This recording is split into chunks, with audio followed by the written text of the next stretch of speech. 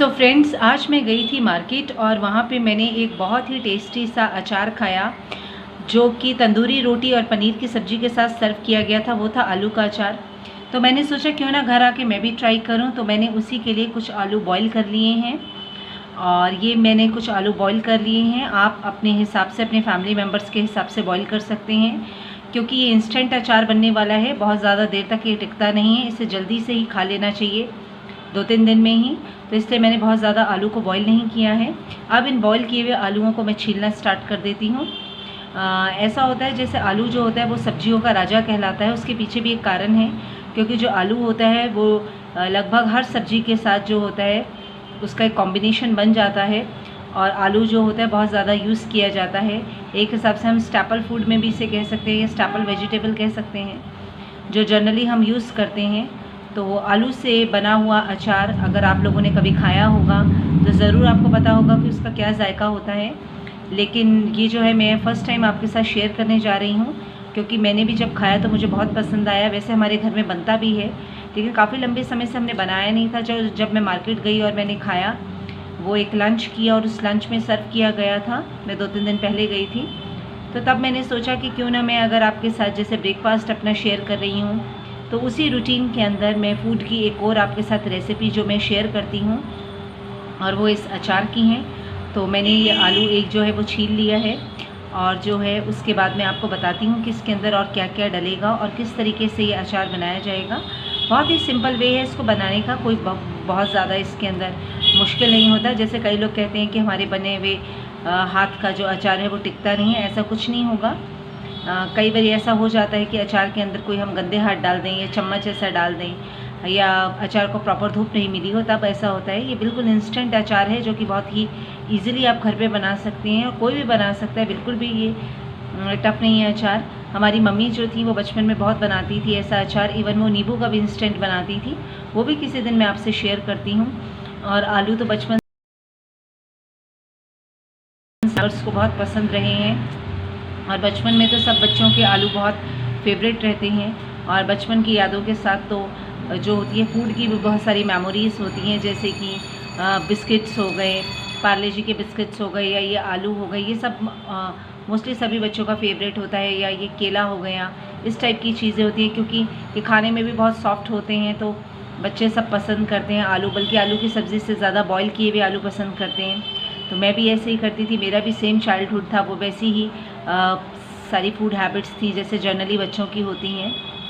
तो आप देख रहे हैं कि मैंने इस तरीके से 3 आलूओं को छील लिया है, और यहाँ पे मैंने तो लिए हैं, यहाँ पे टोटल 7 आलू लिए हैं, क्योंकि फैमिली मेम्बर्स के अकॉर्डिंग या सबके टेस्ट के अकॉर्डिंग ऐसा होता है। कई बार फैमिली में किसी को नहीं भी पसंद होता, तो फिर उस टेस्ट का भी आपको ख्याल रखना पड़ता है। जैसे हमारी मदर्स हमारा ख्याल रखती थी, अब हम बड़े हो गए हैं तो हम भी अपने फैमिली मेम्बर्स का, अपनी मदर का, पेरेंट्स का, या फैमिली में और जो मेंबर्स होते हैं उनका ख्याल रखते हैं। अगर किसी रिलेटिव में आना है, कोई फेस्टिवल है, कोई फंक्शन है, कोई गेट टुगेदर है, तब हम भी उनके अकॉर्डिंग ही, उनके टेस्ट के अकॉर्डिंग ये सर्व करते हैं। और अच्छा लगता है कि अगर किसी के टेस्ट के अकॉर्डिंग उसकी विशेज़ का या उसकी चॉइस का ख्याल रखा जाए, उसके टेस्ट बड्स का, तो बहुत अच्छा होता है।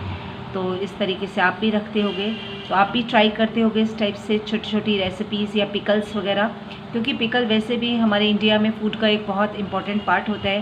क्योंकि हमें कभी ना कभी ऐसा लगता है कि हमारा फूड इनकम्प्लीट है विदाउट पिकल, बिना अचार के, चाहे वो नाश्ता हो, दोपहर का खाना हो या रात का हो। तो ऐसा लगता है कि हमारे जैसा खाना कंप्लीट हो गया है। और पिकल्स की तो एक बहुत लंबी जर्नी होती है, उसके साथ हम सब लोगों की जो चाइल्डहुड की बहुत सारी मेमोरीज़ होती हैं। तो अब ये जो है मैंने टोटल 5 आलू हैं जो वो मैंने छील लिए हैं। तो अब ये जो और 3 आलू हैं, आई थिंक सो 1 2 3 4 5 6 7 8 आलू हैं। सॉरी, मैंने 7 बोल दिए थे, 8 आलू हैं, जिनमें से मैंने 5 तो छील लिए हैं, और ये छठा भी मैंने छील दिया है। 2 और आलू रह गए हैं। तो इन आलूओं को उसके बाद जो है मैं चाकू से काट लूँगी, या स्पून वगैरह से भी आप कर सकते हैं, हाथ से भी तोड़ सकते हैं, या आपकी चॉइस है कि आप कैसे करते हैं इसको। और उसके बाद मैं इसका फिर पिकल बनाना स्टार्ट करती हूँ। सो फ्रेंड्स, मैंने जो आलू जितने भी बॉईल किए थे वो छील लिए। अब फाइनली मैं इसको एक चाकू के साथ काट रही हूँ। मैंने कहा था आप हाथ का यूज़ भी कर सकते हैं, लेकिन हाथ से मत करना, क्योंकि हाथ से जो करने से जो होगा वो प्रॉपर जो होंगे ये कटेंगे नहीं पीसीस के अंदर। बहुत से लोग स्पून का यूज़ करते हैं, डिपेंड करता है कि आपका स्किल कितना अच्छा है।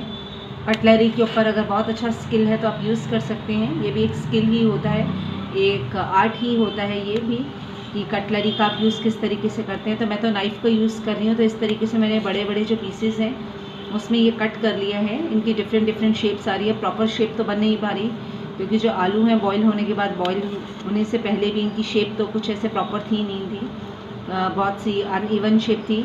तो फिर उसके अकॉर्डिंग इनकी कोई प्रॉपर शेप नहीं आ पा रही है। लेकिन ये डिपेंड करता है कि आप पीसेस छोटे रखते हैं, बड़े रखते हैं, ये आप पे डिपेंड करता है। तो मीडियम साइज़ के आप पीसेस रखिए, that would be better to take the medium size pieces. तो मैंने इस तरीके से मीडियम साइज़ के पीसेस रख लिए हैं। और जो होता है बॉयल किए हुए जो आलू होते हैं इनके तो बहुत सारे यूज़ हो सकते हैं, स्टफिंग के अंदर भी हो सकता है। बट आज first time now I am going to make the pickle, क्योंकि मेरी इससे पहले मम्मी बनाती थी। आज मैं पहली बार खुद इसका पिकल बनाने जा रही हूँ। मैंने अभी तक उन्हीं के हाथ का खाया था और मैंने आपसे शेयर किया अभी कि मैं मार्केट गई थी और वहाँ पे मैंने कुछ लंच किया था, तो उसमें उन्होंने सर्व किया था। तो that strike in my mind कि क्यों ना मैं भी घर पे बनाऊँ और आप लोगों के साथ शेयर करूँ। सो उस वजह से मैं भी बना रही हूँ और शेयर कर रही हूँ। और मार्केट से मैंने एक छोटा सा एक कुछ पाउच लाया है मोबाइल का, वो भी मैं आपको दिखाती हूँ। उसके पीछे का एक रीज़न बताऊँगी कि why I am going to share that pouch with you, उसके पीछे भी एक रीज़न है। सो इस तरीके से मैंने इनको काट लिया है, आप देख रहे हैं शेप के अंदर मैंने कटिंग कर ली है। और अब इसमें मैं क्या करने जाऊँगी वो भी मैं आपको अभी दिखाती हूँ। सो फ्रेंड्स, आलू की कटिंग हो गई है। अब इसमें मैं हल्का सा जो नमक है वो बुरकने जा रही हूँ। हल्का सा चुटकी भर इस तरीके से नमक हम बुरक देंगे। और उसके बाद मैं आपको जो मेन इंपॉर्टेंट चीज़ दिखाने जा रही हूँ वो है इस कटोरी में रखा हुआ ये अचार का मसाला। ये मेरे पास आम का अचार था, उसका ये मसाला है। उस मसाले का यूज़ मैं करूँगी, वो मसाला जो है मैं इसके ऊपर डाल दूँगी। सो फ्रेंड्स, मैंने इस तरीके से आम का जो मसाला था अचार का वो मैंने डाल दिया। और अब मैं इसे चम्मच से मिक्स करती हूँ ताकि अच्छे से मिक्स हो जाए। और इससे पहले मैंने थोड़ा सा नमक डाल दिया था ताकि जो नमक की जो अगर मुझे कमी लग रही थी मसाले में तो वो कमी ना लगे। और आप ऐसे ही घर में अगर कोई रेडीमेड आपके पास अचार है उसका मसाला यूज़ कर सकते हैं, नहीं तो अगर आपने कोई घर में बनाया है अचार उसका मसाला यूज़ कर सकते हैं। अगर आप खुद से मसाला बनाना चाहते हैं तो मैं वो इस प्रेफर नहीं करूँगी क्योंकि वो इंस्टेंट अचार नहीं कहलाएगा, फिर तो वो पूरा वैसा ही प्रोसीजर कहलाएगा जैसे कि अचार प्रॉपर डलता है। ये इससे इंस्टेंट अचार है कि एकदम हमने बॉईल किया और हमारे पास मसाला था, बस थोड़ा सा नमक डाला और साथ में वो मसाला डाला और इस तरीके से मिक्स कर दिया हमने अच्छे से। थोड़ा सा नमक इसलिए डाला था कि मुझे लग रहा था टेस्ट का ना कहीं हो कि कहीं ऐसा ना हो कि नमक थोड़ा कम हो, इसलिए थोड़ा सा मैंने इसमें नमक भी ऐड कर दिया। सो फ्रेंड्स, अब ये मेरे पास जो है वो कांच का बाउल है, उसके अंदर मैं ये शिफ्ट कर रही हूँ, उसमें ये मैं अचार डाल रही हूँ और तैयार हो गया है मेरा ये इंस्टेंट अचार, जिसे आप नाश्ते के साथ, आप लंच के साथ, आप डिनर के साथ कभी भी ले सकते हैं और बहुत ही मज़ेदार सा होता है। और मसाला भी डिपेंड करता है, अगर आप थोड़ा और ज़्यादा जानना चाहते हैं, तीखा करना चाहते हैं तो आप अपनी चॉइस के अकॉर्डिंग कर सकते हैं, नहीं करना चाहते हैं तो बिल्कुल ना करें, मीडियम रखें। और नमक भी अगर आप जैसे मैंने डाला था डालना चाहते हैं तो डालें, नहीं डालना चाहते हैं तो आप ना डालें, ये आपकी चॉइस है। और इस तरीके से बन के तैयार हो गया मज़ेदार सा हमारा आलू का इंस्टेंट अचार, जिसको आप पूरी के साथ, रोटी के साथ, पराठे के साथ, चावल के साथ, नान के साथ, तंदूरी रोटी के साथ, कचौड़ी के साथ, किसी के साथ भी खा सकते हैं। ये आपकी चॉइस है कि किसके साथ आप खा सकते हैं। नाश्ते में खाएं, दोपहर के खाने में खाएं, रात के खाने में खाएं, लेकिन हाँ इसे बनाएं ज़रूर और खाएं ज़रूर, क्योंकि आपको एक डिफरेंट सा टेस्ट लगेगा, डिफरेंट सा आपको इसका स्वाद लगेगा। सो फ्रेंड, मैंने आपको कहा था कि मैं मार्केट गई थी, वहाँ पे मैंने कुछ लंच किया था और जिसमें मैंने आलू का जो था अचार देखा तो मैंने घर आके बनाया। और मैंने कहा कि मैंने वहाँ से एक मोबाइल का पाउच लाया है, उससे रेलिवेंट एक जो स्टोरी है कि why did I purchase this pouch, वो मैं आपको बताती हूँ। क्योंकि वहाँ पे एक छोटी सी एक स्टॉल लगा हुआ था, एक रेडी टाइप सी थी, वहाँ पे एक लेडी इसे सेल कर रही थी, तो ये मुझे बहुत ही अट्रैक्टिव सा लगा क्योंकि इसके ऊपर की जो एम्ब्रॉयडरी है, जो एलिफेंट्स बने हैं, जो मोटिव हैं एलिफेंट के, इन्होंने मुझे बड़ा अट्रैक्ट किया। वैसे भी एलिफेंट है जो वो सिम्बलाइज़ करता है रॉयल्टी को, रीगल लुक को, तो ये मेरे को बहुत अट्रैक्टिव लगा। और साथ में जब कभी हम मार्केट जाते हैं और हमें लगता है कि कुछ लोग ऐसे हैं जो छोटा मोटा सामान बेचते हैं या जिससे उनकी लाइवलीहुड रन होती है, तो हमें उनकी मदद करनी चाहिए। और सेकंड कारण ये भी रहा कि हम लोगों को, जैसे हम लोग मोबाइल लेते हैं तो हम लोग जो होते हैं बहुत केयर फ्री हो जाते हैं कि हमने बैक कवर ले लिया या ऊपर हमने उसकी शील्ड कर ली।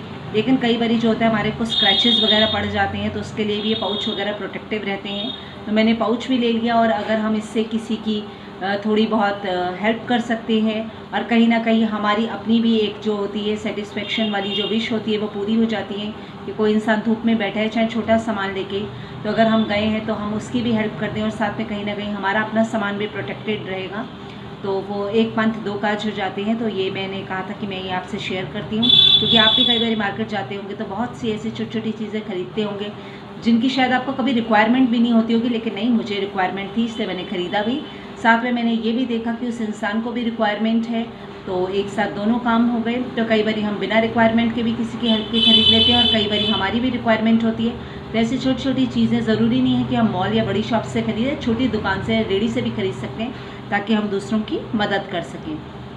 तो दोस्तों, इस वीडियो की जर्नी में आप मेरे साथ बने रहिएगा। मेरे वीडियोस को आप लाइक कीजिए और चैनल को सब्सक्राइब कीजिए, ताकि मेरी इस यात्रा के अंदर आपका पूरा सहयोग बना रहे।